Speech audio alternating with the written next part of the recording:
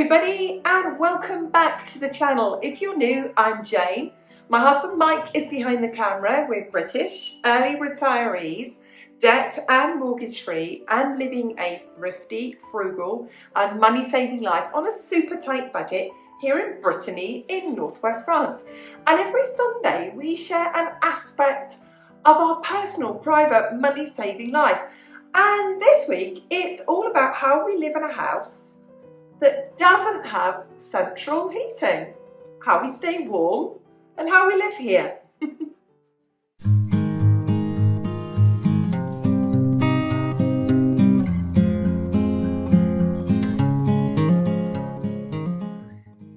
Let me start by telling you about our house and giving you a tour of the house from the outside. I'm going to start from right to left.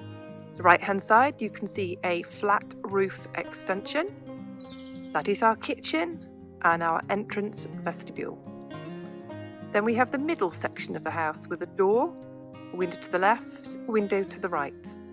That downstairs part is our main living and dining area, and that centre section forms the original part of the cottage.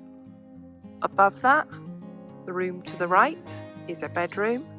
You can see a skylight in the window in the middle, and that's a shower room. To the left is a bedroom. And to the left-hand section of the house, it's all joined together, you can see a door at the bottom and a window, and that is a basement.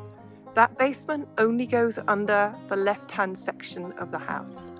And above that is a bedroom and a bathroom. So it is a 3-bedroom, 2-bathroom house, including that basement, the kitchen, every single bit of it. It's just under 100 square meters. Something else that's really important for you to see about this house is its construction. If you imagine the whole roof is an airtight wooden section, and on top of it, it is slate. Breton slate, so it's from this area, it's slate. And that is very insulative in itself. The walls of the main section are about 2 feet thick. This section here, it's about 1 foot thick, and that section over there, it's about 1 foot thick. So you can see the house. People are going to say, when was it built? The middle section, maybe 1850 or before, I haven't got a clue. The extension here was built, we do not know. So it's an old house. It's over 100 years old. And although it looks square, it is not built of bricks. It is built of stone, and then it has a concrete render.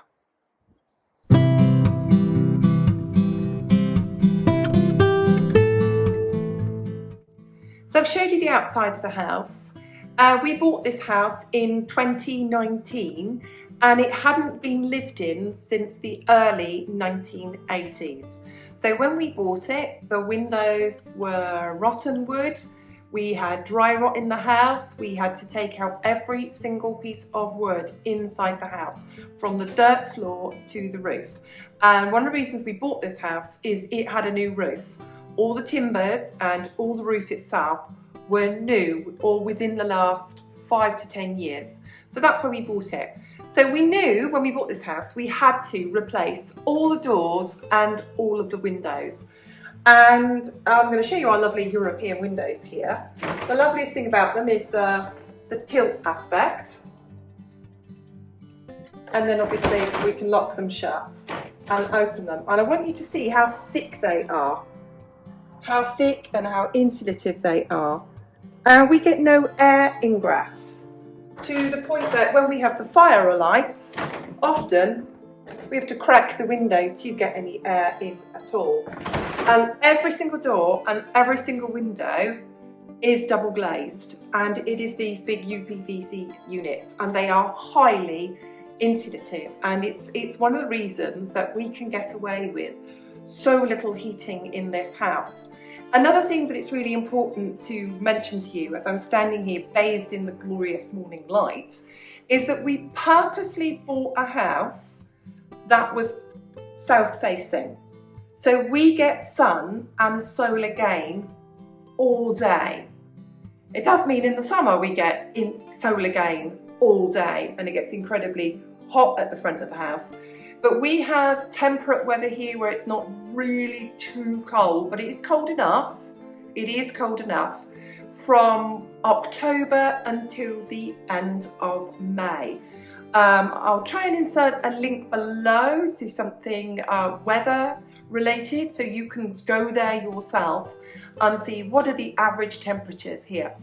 Because our weather here is wet, very, very, very, very wet. And from October till almost June, we get a lot of rain, we get a lot of rainfall. And we do not get a lot of snow. If we get snow, it's rare. We get it for a few days. So there's something else that I know people are going to ask the question of, what is your weather like? So there's the windows and the weather.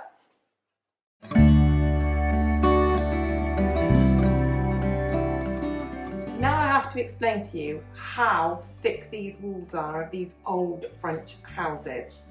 They're really thick, and you think that would keep you warm in itself? No, not on its own. They still leak temperature because they get cold and they stay cold. They never thoroughly warm up. So I'm going to do this and you can listen. It's hollow. Every single wall of our house, upstairs and downstairs, has another wall built inside it. And behind this, for every single wall, internal and external, is rock wool insulation. So everything is completely insulated. Whilst I'm standing here, I'll tell you about the roof as well. So it is slate. Underneath the slate is a complete, about 2-inch thick planks with no air gaps on them. Under that is a completely stapled to the eaves, and underneath it is what I can only call thermal space blanket insulation. It's about 20 layers of space blanket with insulation in between it, and it's still very thin, and it is stapled across the entire roof. And we have that to keep the heat out, because it gets really hot here in the summer, and the heat in. Underneath that, between the eaves, so you have the beams, you have the roof structure, which is about 6 inches deep. Mike, you built it, so you were there. You got the slate, then you've got the roof beams, and you've got wood over the wood beams. Okay. The French method of putting the slate on. Then in between all of that is rock wool insulation, and then on top of that is more insulation of plasterboard, which I think you call drywall. So you can see the roof is really, really thick. So it's about a foot thick of insulation up there. So the walls in some places are 2 foot thick with another 6 inches on top of insulation. And the roof, which is really, really sturdy, of slate, then wood, then space blankets, then rock wool insulation, and then plasterboard. So when our house gets warm, with the double glazed windows and doors that we showed you, and the insulation, that's one of the main reasons that we do not need a lot of heating, because we keep the warmth in. And in the summer, why we can get away with, I can't say we enjoyed the heat, but we can get away with not having a cooling system in the house because we can keep the heat out.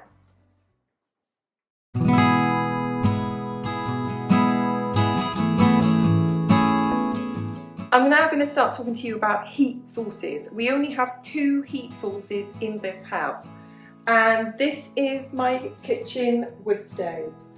We would have needed some kind of heating in here, and we chose a French-made Godin wood stove. There you go. It's made in France, and it is a 6.5 kilowatt wood stove. It takes a full 50 centimetre log, which is the standard size log here in France. You can see how many pans I can get on top. I always get asked questions about this. I love the way Americans call this tea kettles. I think it's rather cute. We just call them a kettle. We use it for heating water.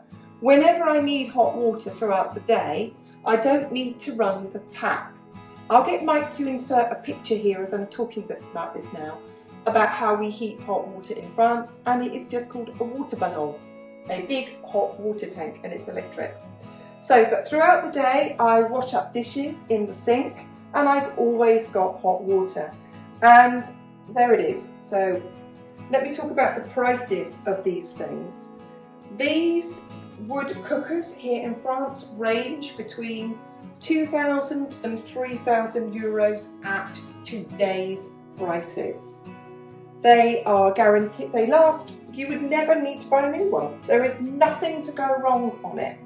I need to get some protections on my hands here. People ask me, how do you regulate the temperature? Air in, that's blocking the air in, that's letting all the air in. On the top there's a damper, and that's air. Oh, I've just made that. I need a little hook here. And the air out. So, with a fire, if you want it hotter, you give it a lot of air. And here's an example. So the moment you open the door, the fire picks up, and you can see the flames start to get a bit bigger. The only thing that really frustrates me about this fire is the window always soots up, and I always burn dry wood. So let's talk to you about wood.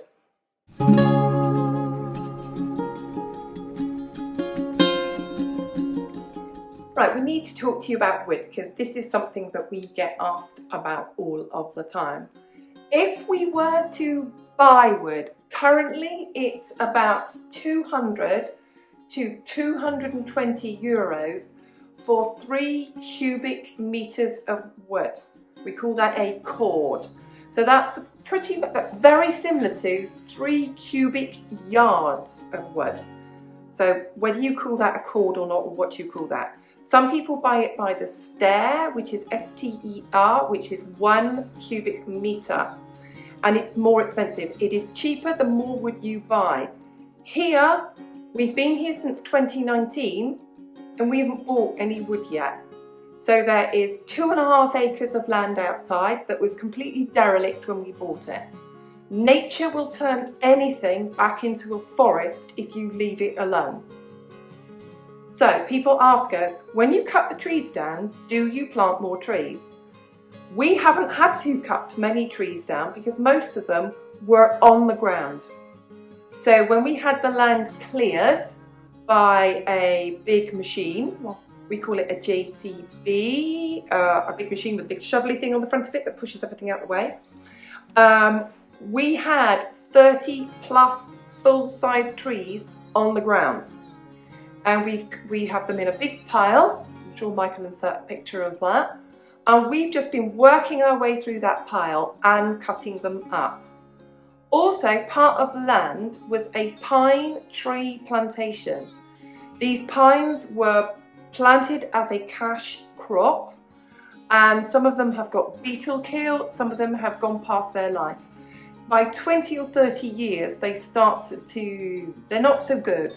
They're not so good to burn, they lose their calorific value. Lots of them are way too big, dead or dying, and they are coming down. We'll also insert some pictures now of around our land. We have lots of saplings. So lots of the trees just plant themselves. The trees have seeds, the birds carry all the wind, carry the seeds around, the seeds plant themselves and they grow. So yes, there are new trees growing. Yes, we are planting more trees, some ornamental trees and some fruit trees. And we're also planting trees around the perimeter of the land to create some kind of a hedge. And those are mainly hazel. And something interesting about the hazel and the willow that grows here is we coppice it. So basically you can cut it down to the stumps, and in 3 years' time, the willow is big enough to cut again, and in 5 years' time, the hazel is big enough to cut again. So no, we don't buy any wood, it's all off our land, there are more trees growing, and we have 1 big woodshed and 3 small woodsheds that Mike's built, and we just cut our wood ourselves in our little woodshed and we store that ourselves. Do we mind the work? No. If I was going to the gym for an hour a day, I'm sure you go, well, that's really good for you. So if we do an hour of work outside, whether that's gardening work or woodwork, we don't mind that either.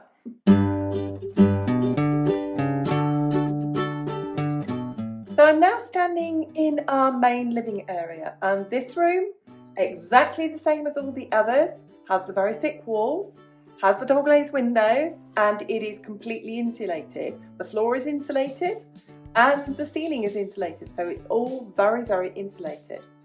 And as you can see, we have a staircase in the middle, and as I showed you outside, that goes upstairs to a shower room and 2 bedrooms. And the heat rises from there.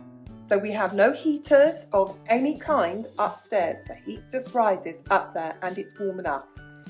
Actually, in the evenings before we go to bed, sometimes you can go up there and the bedroom can have reached 22 degrees, which is far too hot for sleeping. And I have to make sure in the winter I go upstairs maybe an hour before I go to bed and open the window wide to cool the bedroom down. You can see over in the far side there is another open area with 5 stairs going up to the far left bedroom and the far left bathroom over there. And again, the heat rises up and over there, and there is no heating over there at all. I'll now show you the heat source in this room.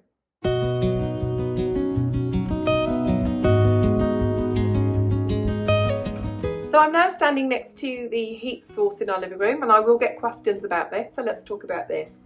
This is the original fireplace. This is a huge piece of oak here, and this, supported by these 2 pieces, is how people would have lived here once upon a time.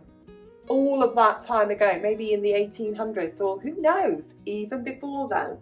And this would have been their main open fireplace to this size. And they would have had a grate in here, like you have if you ever cook on a campfire outside. And they would have cooked here. They would have heated their water here. This was it. So I should imagine that this very nice piece of, this looks machine cut. This is not hand cut, this granite. So I think this granite lintel is a very much later insert. I would say after 1900. So that was a later addition to this, which closes this down. And then let's talk about my heat source here. This is a 9.5 kilowatt Invicta stove. So another stove made in France, another French brand. It's not lit at the moment because it's morning time and we've got the kitchen fire lit today. And this heats this entire area. So it's very warm and toasty. What we like about having a wood stove is it's that incredible radiant heat. The other thing about having a real fire and a real stove is it creates an air exchange in the house. It literally sucks air towards it and it keeps the air clean. There are obvious downsides to having wood heating in your house, and that is dust. It creates dust. Yes, we do have an air purifier in our house. We've only just bought it recently this winter. It then serves as a fan, and it will be great next summer if we have another really hot summer. And we will put the link below to the video that we made in the summer of how we live without air conditioning, because it was the hottest heat I have ever experienced in all of my life. So yes, it's a lovely, lovely heat, but you do get dust, and we've now bought an air purifier.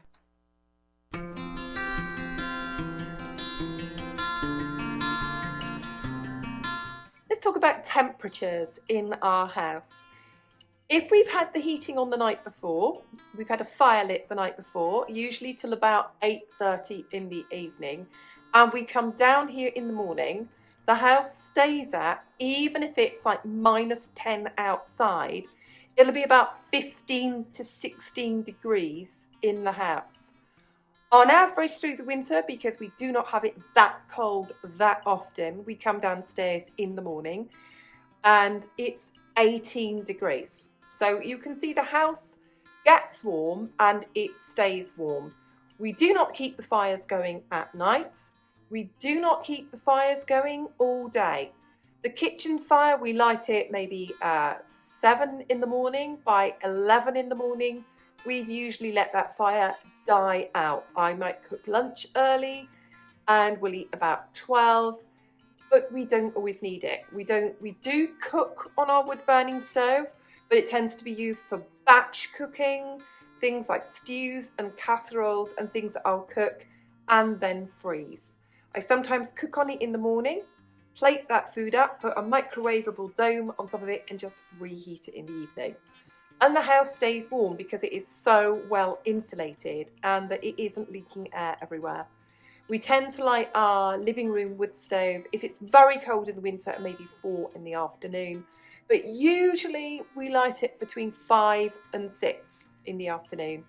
And we have that lit until about 8:30, 9 o'clock at night. Sometimes longer than that, but never really after 9 o'clock. Because there's another downside to owning a wood burning stove, is it can just make the room hotter and hotter and hotter, and we have to open the windows a bit.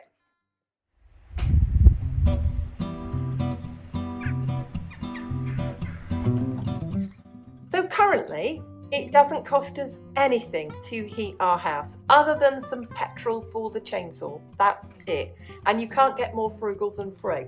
So we really hope that you enjoyed that video today, how we showed you how we live in a house that has no central heating at all and how we live here. If you've got any questions, and I'm sure you may have because I can't cover everything, leave a question below and we will answer it. We love your comments. We read every single one of them. And thank you to everyone who hits the like button. It's really growing the channel. And to all subscribers, old and new, thank you as well. We'll see you soon. Bye.